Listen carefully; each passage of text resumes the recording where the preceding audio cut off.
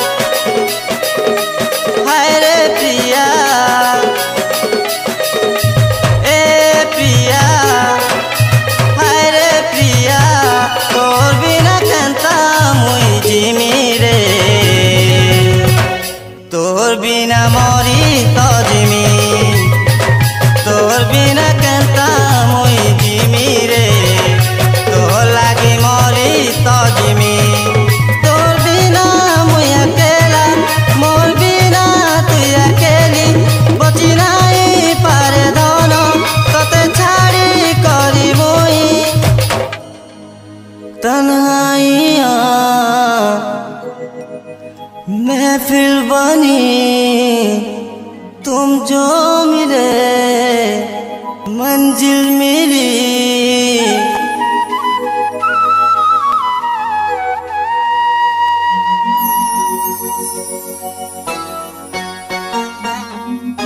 ए प्रिया हाय रे प्रिया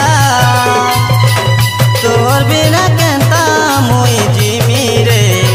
तोर लागे मोरी तो जिमी तोर बिना केंता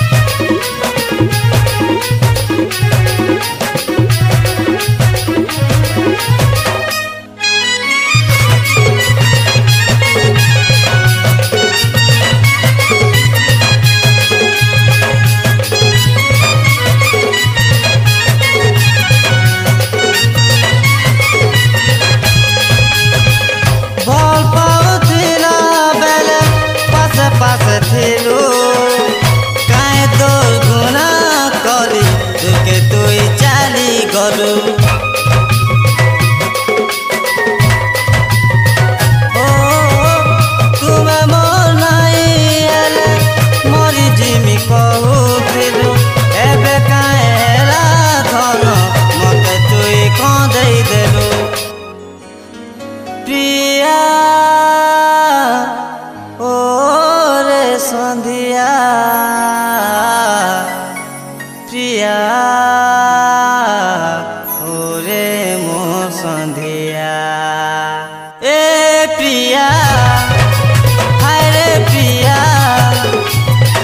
तोर बिना कांता मुई जिमी रे तो लागे मरी तो जिमी तोर बिना कांता मुई बचमी रे तो लागे मरी तो जिमी ए प्रिया हाय रे संधिया तोर बिना कांता मुई बचमी